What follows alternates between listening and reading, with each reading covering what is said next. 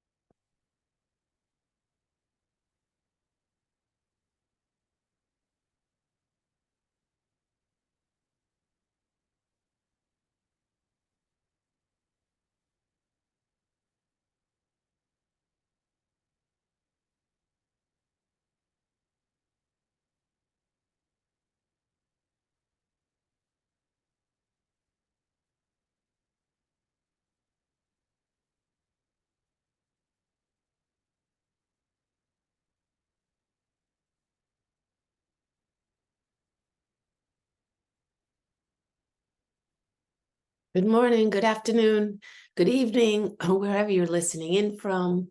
My name is Heidi Wilde, and I will be presenting for the next 45 minutes.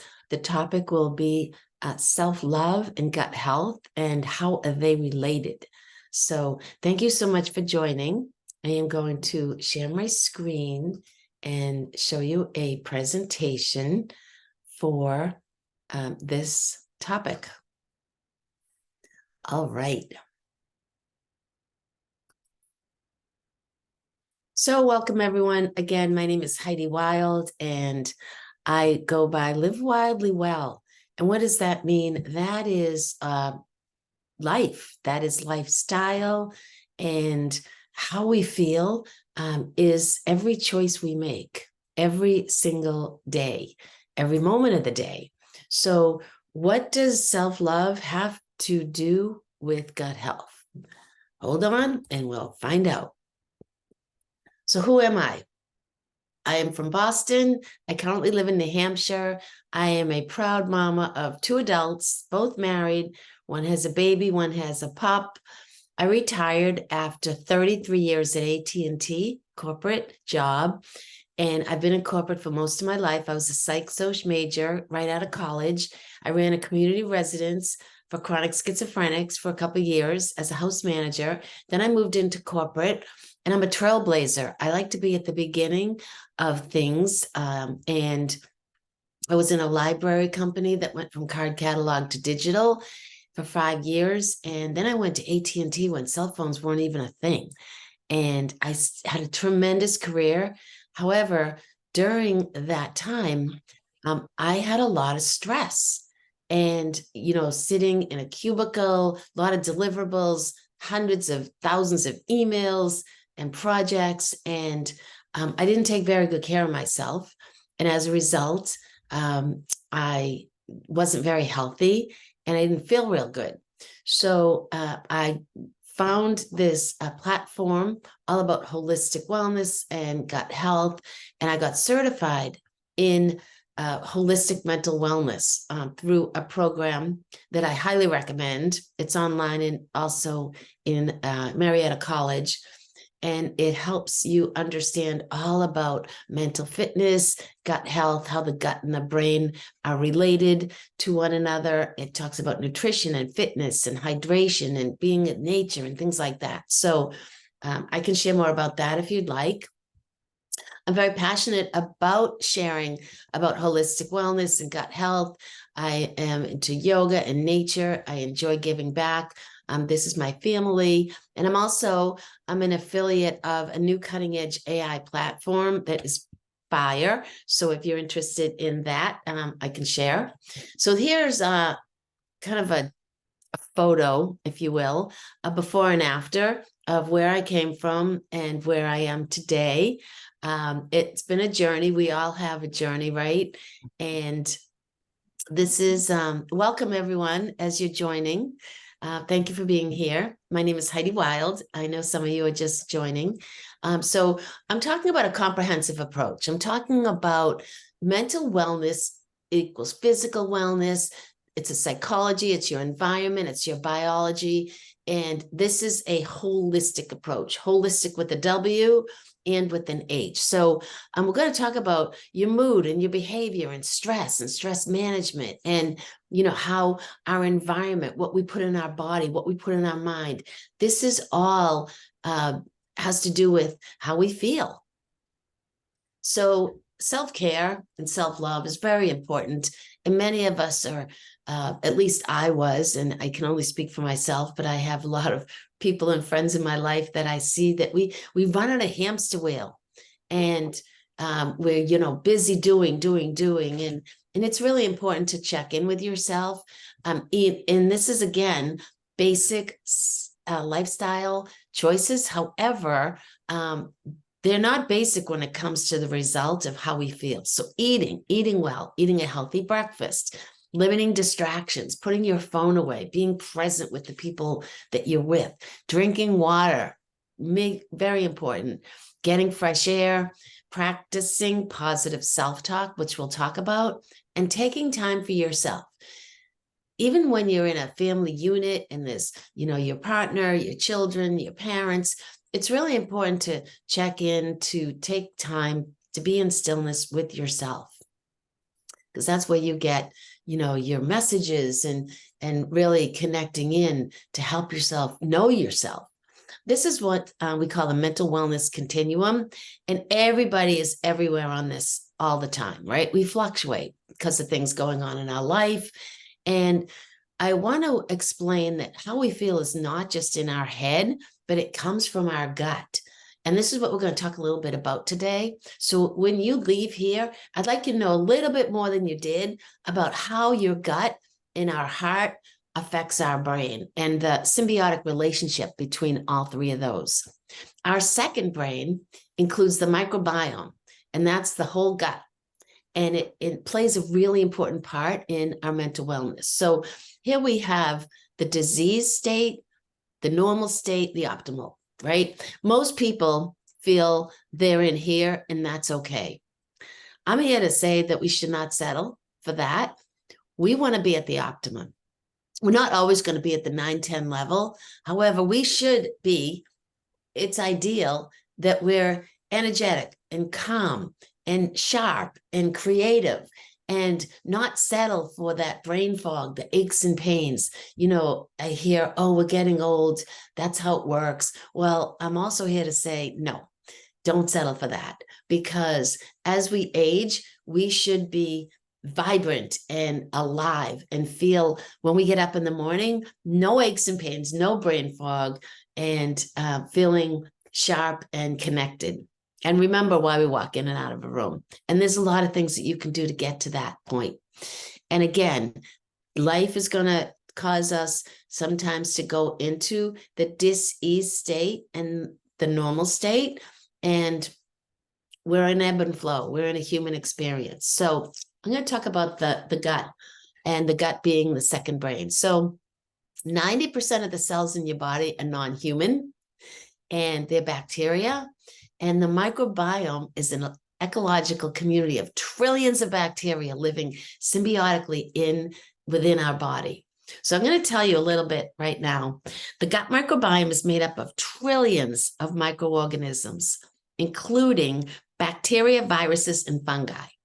The microbiome regulates digestion, supports immune function, and produces certain neurotransmitters and vitamins that are essential for our mood and our brain function. It sends the signal from the gut to the brain, back down, up and down, up and down, and it starts in the gut. Our brain, on the other hand, can influence our gut's health. Stress or negative emotions can cause the release of what's called cortisol. That's a stress hormone, and other stress hormones that can lead to digestion issues and all kinds of other issues. So maintaining optimal health and well-being requires that you understand the relationship between the gut and the brain. And this is a good visual of that. So when essentially you walk away with this, when our gut's in balance, you feel great. And when our gut is out of balance, you feel fatigue, which is really tired and sad and tense, hungry, you're craving the wrong foods, you're confused, maybe you're stiff, you're sore. This explains when we have that gut feeling that the gut drives everything. Hippocrates, 3,000 years ago, said all dis-ease begins in the gut.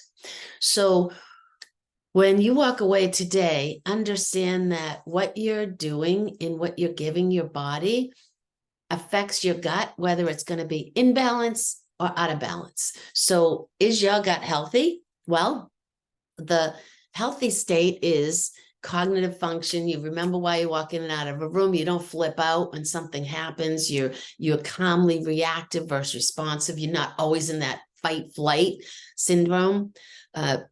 And when you're unhealthy, you have a lot of inflammation, you're pain, you are stressed all the time. So take a look at that and see how, perhaps your gut can be in a place of dysbiosis or inflammation. So how does self-talk and gut health relate to one another? So here's a slide. I won't read it all, but I want to say that I wrote a book, an ebook, it's free, and it's about how self-talk and gut health are related. And at the end of this presentation, you can take a screenshot. You can reach out to me. I'll be glad to send you this. It has all kinds of good information in it. But research is showing that our mental state and our negative self-talk affect our gut health. And when we release adrenaline and cortisol, that triggers negative self-talk. So the hormone causes the dysbiosis, the dysfunction, the disbalance, that causes a disruption in the bacteria of the gut. And then it creates a lot of issues when you have this bacteria going to your brain. So if the balance between these organisms become disturbed, it could cause digestive issues, bloating, gas. It could cause diarrhea and constipation. It could have gut issues, gut lining issues. Leaky gut is a syndrome that you hear about. So it's essential to reduce that negative self-talk and manage stress and practice self-care. So we're going to talk a bit more about that and how stress and anxiety, what it causes havoc on our body. It wreaks, it just wreaks an imbalance, and it disrupts the hormones that go from the gut to the brain and causes a lot of issues. So stress and self-doubt can erode the intestinal lining and make it more porous to toxins and harmful bacteria. So it's not healthy. It's not strong. Negative self-talk has a negative impact on the gut. Disrupting the microorganism balance in our gut can cause a lot of issues. So know that, and the takeaway is there are ways to improve your gut. And we're going to talk about that. Self-compassion, mindfulness, making self-care a priority, getting adequate sleep, eating healthy food, exercising regularly, and making sure that, you're very attentive and conscientious of what you're putting in your body. So this is the balance, the gut with nutrition. I work with a lot of folks, and I have a scientist that's a mentor of mine, and he's a nutritionist, he's a nutritional biochemist, he's an expert in the gut brain. Actually, I'll let you know right now, there's a book that I would recommend called Mental Fitness. If you want to take a screenshot of this, by Dr. Sean Talbot. I'm with a wellness company. He formulates all the products. This is not what this book is about. This book is about a lot of the Ayurvedic herbs that go into the products, but you can also get those from foods, probiotics, prebiotics, and phytobiotics. And we'll talk about some in my book. I have a lot of options for food and for menus that you can eat. But here are some of the foods that would give you healthy gut microbiome bacteria. And here we have the standard American diet, which has a lot of salt and sugar and animal fat and processed foods and just a lot of chemicals that are not healthy for us. Now, is this okay once in a while? Yeah, yes. I mean, we're going to eat, if we're out, perhaps. I bring my food with me when I go out, or I used to drive around for AT&T for 5 years. I had a cooler in my car with really good snacks and carrots. And, you have to plan, right? Because you're not always available out there. And sometimes when you eat things like this, if you're generally in a good, healthy state, then it won't wreak havoc because, it'll bounce back quickly. But I want to remind everyone that food is mood. So nutrition plays a huge role in mental wellness. And when you change your appetite to the right foods, which we'll talk about, it will help modulate that bacteria. It will help create a healthy, happy environment in your body overall. So here is what they talk about: eating the rainbow. This is the only slide I could find on it in my scientist certification.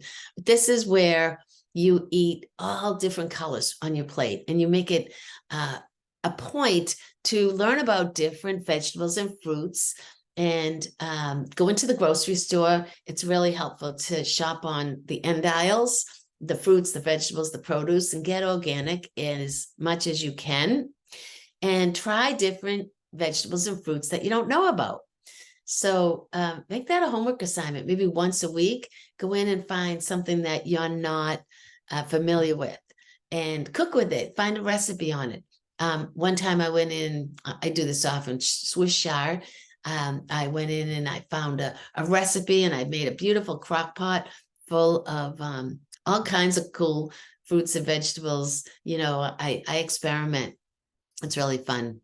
You can ask for people in the grocery store too, when you're in the produce aisle. I want to talk about, as we talked, it's a balance, right?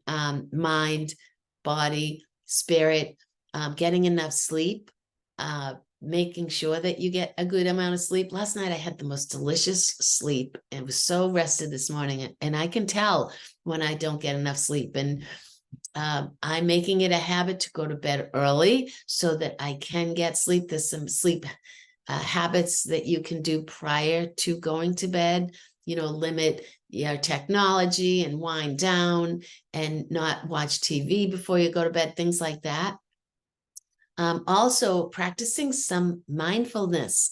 So being quiet, going into a state of relaxation, meditation, doing some breath work, that really helps the body slow down, and that parasympathetic system, and getting into a rhythm. And then when you do this on a regular basis, it gets easier to go in, because our mind is very busy, and it wants to distract us, and a mind serves us. So we never want to take any part of ourselves and step it aside. We want to honor it. We want to honor our feelings, and let your feelings process, and pay attention to that. And you saw the pictures in the front of the slides. I didn't do that always in my life. I pushed away my feelings. I pushed away sitting in them, and as a result they fester. Way back when there was a sitcom, Rhoda, And Rhoda and Brenda, the sister, were talking, and Brenda said to Rhoda, if you don't dump your garbage, you're going to start to stink inside.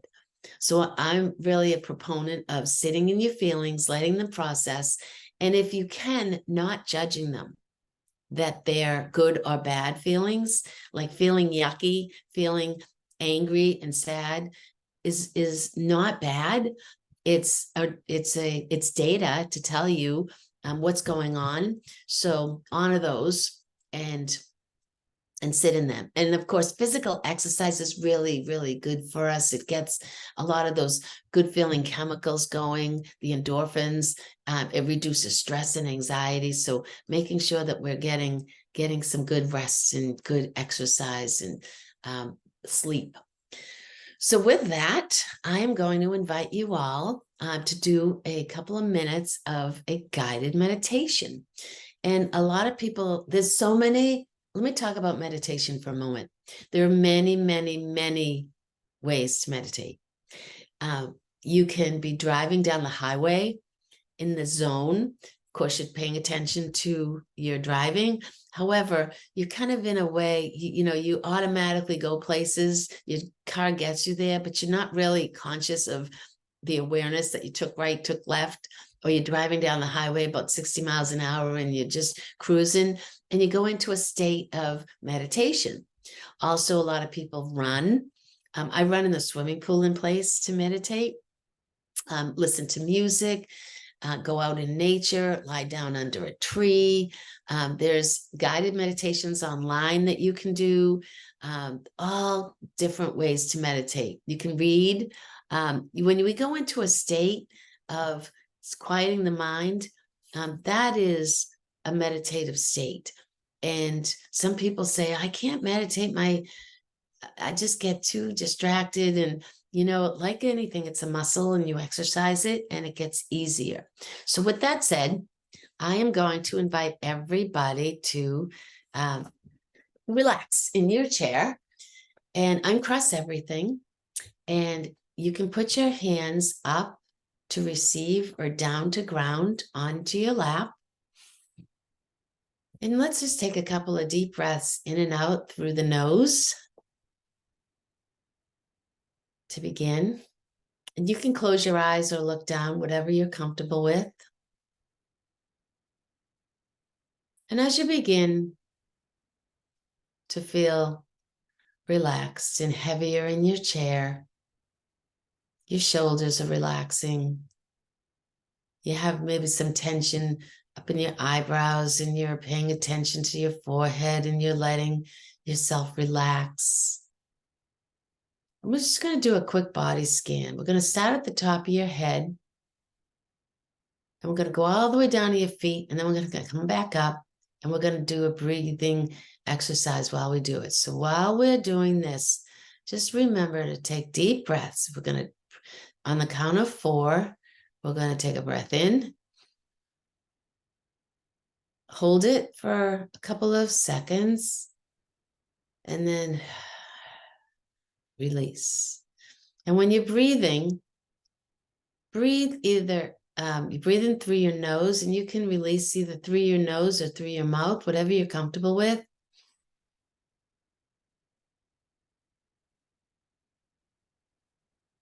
And fill up your chest cavity, fill up your belly, take in that delicious oxygen. And as you begin from the top of your head, crown of your head, right above it, we're going to spin white and gold light, sparkly white and gold light above, like a halo. Spin it over your head. And then go down into your head, into the top of your head. Now, intuitively, you may find areas in your body that need a little extra love and attention. So give it to it. Stop and give some extra love. So as we move from your top of your head down in through your temples, you're continuing to breathe. And you're feeling a lot of gratitude, so much gratitude that you have all your senses that you can see come down through your eyes, across your third eye, your forehead. Let's cleanse that out through white and gold light. Over to your ears that hear everything that comes in. Children laughing, music, rain, the eyes that see color, and your loved ones, and nature and flowers. Oh my goodness, then we're coming down to your nose that smells all the beautiful foods that you cook, what it smells like after it rains, maybe some essential oils, lavender. We take our senses for granted sometimes. Let's go through into our mouth with spinning white and gold light, through our teeth, our tongue, all the delicious foods that we bring into our mouth, the textures, the tastes, our taste buds. And we want to chew slowly when we eat our food so we can relish it and we can chew it up really well for digestion. We're going down into our throat that speaks our truth. It might be blocked up, so give it some white and gold light. Spin it, spin it, spin it. Maybe we have things we haven't said. We want to clear that throat chakra area down into our chest. We're breathing through our shoulders, our neck, behind our neck, all this area that holds a lot of tension. Breathing down into our belly area. All these beautiful organs that just work so magically. So thankful and grateful. We don't have to think about how the liver works, the intestines, the stomach. Oh my goodness, into our hips. Our hip joints might need a little extra love. Down through our legs, our knees and ankles, our shins, down to our feet. We're spinning, spinning, spinning, white and gold light. Thanking our legs for carrying us. I had a mom in a wheelchair before I was born. She got polio. She couldn't walk. So I'm so, so grateful that I can walk and take myself. My legs are strong. We're going to go back up our body. Again, knees, joints, ankles, give a little extra love. It's very important. Intention is huge. Now we're going to go back up our body, thanking our feet and our toes into the ground. As we're breathing, going up to our shoulders, all the way up, sending love everywhere it needs to be. Down into our arms, our shoulders, our forearms, down to our fingers, giving extra love maybe to our elbows and wrists. Thanking our body for all that it does, for our hands that touch things, that hold other people's hands, that feel texture and fabric all over our body as we continue to breathe, giving love and light, white light, gold light, spinning it, breathing, breathing. Ooh, this is so delicious.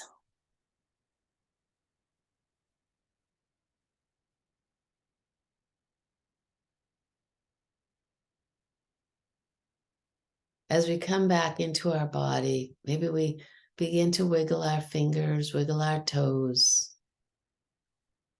Maybe stretch our neck, lift our shoulders up. Shoulders carry a lot of stress with us. And as you're comfortable, open your eyes, come back into the room. Thank yourself for taking that couple of minutes. Know that you can do this any place, especially if you're in a situation, maybe you have a home that is disruptive and you want to step into the bathroom or outside, take a few minutes. Maybe there's a lot going on there. You want to come back into yourself. Maybe you're in a place, a crowd where there's a lot of energy. You take some time, go outside, step away. Maybe you're ready for a presentation or an exam.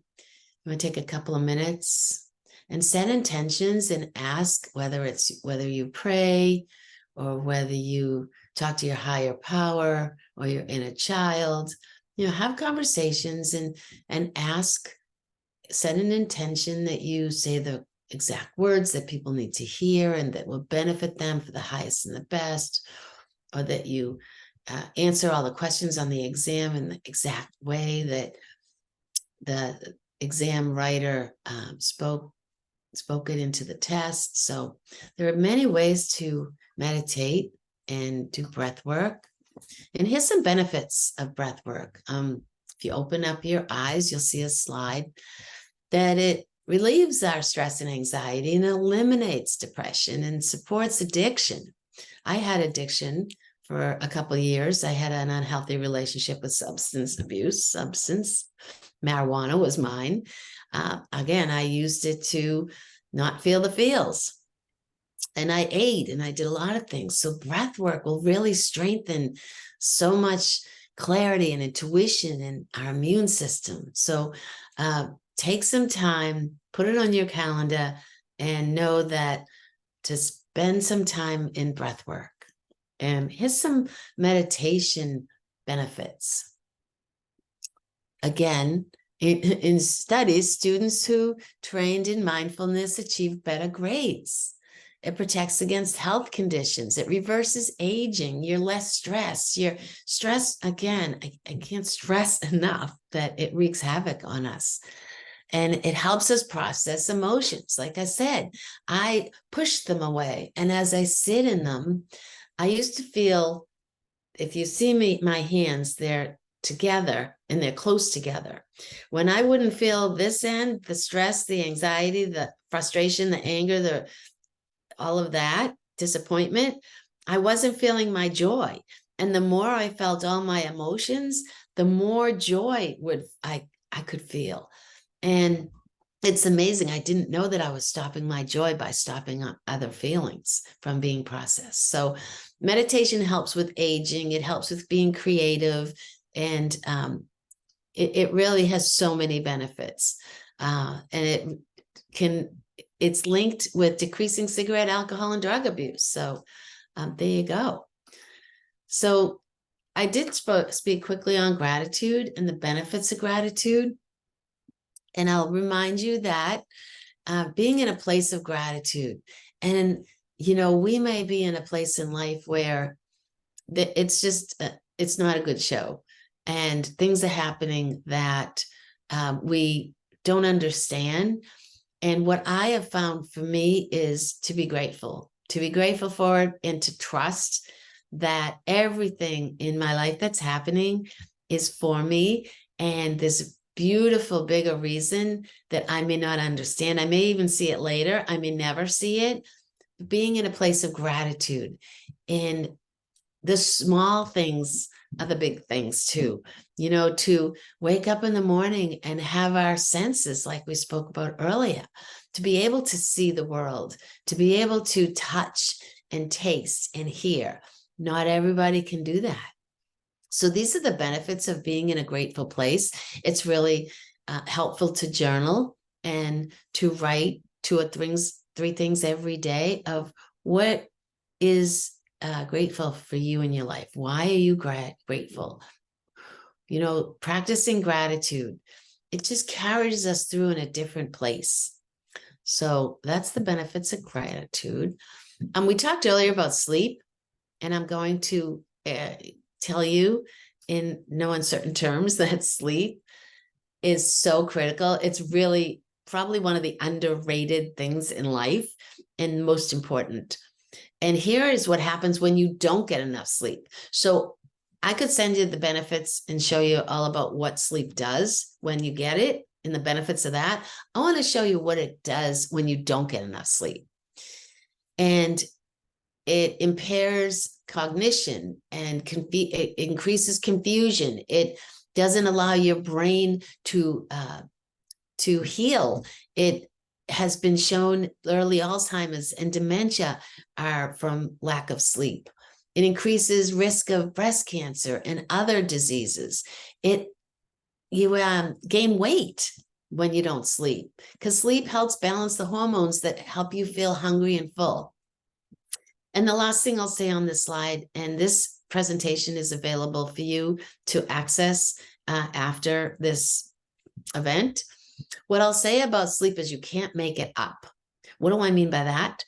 Well, if you think I'm going to get 4 to 6 hours of sleep during the week and I'm just going to sleep all weekend to make that up, that's not how our body works. You want to get 7 to 8 hours of sleep a night. And you want to make sure that you have really good sleep habits. We talked earlier about that. Settling down. Don't eat a couple hours before you sleep. And don't drink a lot of fluids before you sleep, because then you have to get up and go to the bathroom. And get as much, get a really good mattress and pillow and sheets. And limit, watching TV and technology and all of that. And practice gratitude and prayer before you sleep. And do a breath work, even a couple minutes when you lie down, and do a body scan. And there are certain things that you can do that really gets you into a beautiful state of sleep. And there's all kinds of information on sleep. If you would like to reach out to me, I can share that with you. And that brings me to hydration and the importance of sleeping and waking up and drinking water. So a lot of people have been trained to jump out of bed, run to go get a glass of coffee, their coffee first thing. And think about it. Our body is dehydrated from sleep. We've been in 7, 8 hours in a bed. So our heart, our lungs, our liver needs water. It needs hydration and nourishment and flourish. So it doesn't have to be a big glass, but before you go get your coffee, please grab your glass of water and drink it. It's better to drink room temperature water, and you can put lemon in it and lime in it if you'd like. But here's the best times to drink water. Is after waking up, 30 minutes before a meal, before taking a bath, before going to bed. And also, if you have a massage, it's good to drink a lot of water and hydrate your body and things like that. All of which we probably know. However, do we practice that? And exercise. This is the benefits of exercise. Now, I'm showing you slides of pretty basic lifestyle habits. However, all of these pull together to create mental and physical health and well-being. So when we skip any of these, like good nutrition and exercise and sleep and hydration, it really can affect our life. So benefits of exercise: improving our blood flow, our heart, our immune system, our muscles, our blood glucose and insulin, our blood pressure. So it sends chemicals, it sends happy chemicals, endorphins and GABA and serotonin to our brain. And this is benefits of brain exercise. So you want to do things that stimulate your brain. And I do Wordle every night with my sister. She's, we text each other after our Wordle. If you haven't, Wordle is one of these games that you choose some letters to guess words. You can do puzzles. You can do crossword puzzles, things that stimulate your brain. It increases the production of neurochemicals that promote brain cell repair, memory. It lengthens our attention span, our decision-making. It helps with multitasking, which is actually not a good thing to do. When I multitask, I don't get anything done. I don't finish things. So here's the benefits of brain. Now I'm going to give you can take a screenshot of this if you'd like, there's some exercises to help you with mindfulness and self-compassion and reframing that negative thinking. So take a moment to validate and acknowledge your emotions. And then say, may I treat myself with kindness in this situation? This is from my the book that I told you I wrote on the link between self-talk and gut health. Here's some reframing of negative thinking. Instead of the negative thought, try reframing it to say, instead of I can't do this, say I'm going to continue to improve doing this, and give ourselves grace and kindness. We're all in process here. And when we're learning new things, or when we're stepping into something that's scary or outside our comfort zone, oftentimes we, I did a presentation the other day on the new AI platform I was saying that I found. And I did a demo of it, and it didn't go as perfectly as I thought. There was one little hiccup in there. And I talked to my friend after, and she said, Heidi, you're human, and you're much more relatable when you make a mistake. If you're perfect, then you're not as relatable. So remember that. Remember that when you flub something up that you think you're flubbing up, you're not. Everything is perfect, and you're much more relatable. So taking deep breaths, focus your attention on how the air is entering and leaving your body. This will calm you down. This will reduce your stress. Again, a loving kindness meditation. May I always be happy and healthy. May I always feel safe. I wouldn't use the may I never be in danger, because I don't like to attract things that I don't want. And this is an example I wanted to show you that when you say negative, the body only, the world only hears negative, the universe. So you want to always talk in the positive. And then write 3 things down that you're grateful for, no matter how small they seem. Again, the universe doesn't know size. And I'm all about vibration and energy and frequency. So no matter how small or insignificant you think, writing what you're grateful for, it will reduce your stress, and it'll shift your attention to positive things. And then you can reduce your stress and develop emotional resilience by practicing these exercises regularly. And it results in a better microbiome and a more positive view, self-talk. So with that, what is one thing you learned that you'd like to take away from today?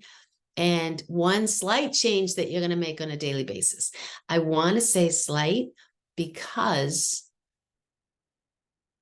we'll have to go from A to Z. When I was 200 plus pounds, it took me a while to get that way. And I need to have grace with myself. That's going to take me a while to reduce that weight, to get into a better place, get into a better lifestyle, making small changes, even going for a walk. When I first started an elliptical, I could only do 5 or 10 minutes, which is one of the exercise machines in the gym. When I started the swimming pool, I could only do 5 or 10 minutes at the beginning. Now I do an hour. So, slight changes, and give yourself kindness and grace. And if you'd like to grab my free ebook, I'll give you the information there. This is a couple of things that you can take away. Take a screenshot. This is my email address, my phone number. These are my website that I offer holistic products for the gut-brain connection and natural solutions for sleep and mood and energy. There's a quiz that you can take. I don't see the results. It's takethehappyquiz.com. It will show you where you are on that mental wellness continuum, give you some recommendations. If you're curious about the AI program, you can reach out to me. I can give you a demo on that. And again, I really want to thank you all for coming. I see some chats now. I haven't been able to. Oh, you love the meditation. Okay. Tanya wants a recording, of course. Everyone's different. Don't feel ashamed if your body doesn't function like others. Sleep is something I've never gotten more than 4 hours. Amber, you make a point that everyone's different, and some people don't need as much sleep as others. And, especially children, as children go through teenager and puberty and whatnot. Maybe some of them are athletes. They also require different levels of sleep. So thank you, Jackie and Heidi and Noah, for being here, Christina and Amber and Kimberly and whoever is listening to this presentation on a recording. Again, take away that we are in process, have kindness and grace with ourselves, speak to ourselves in kind words. The critical chat that goes on, acknowledge that and hush that.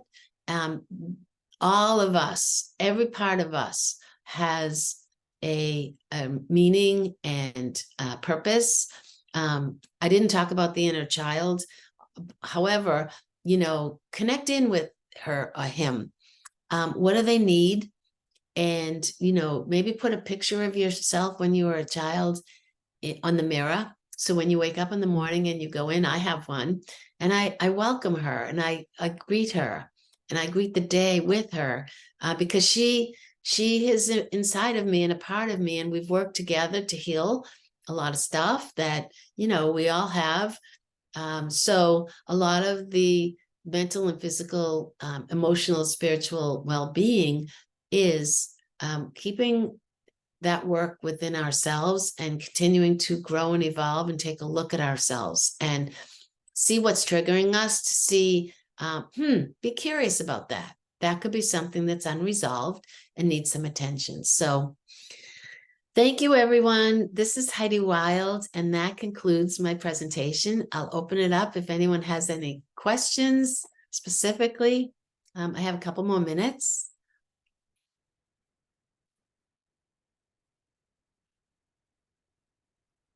Thank you, everyone. Thank you again.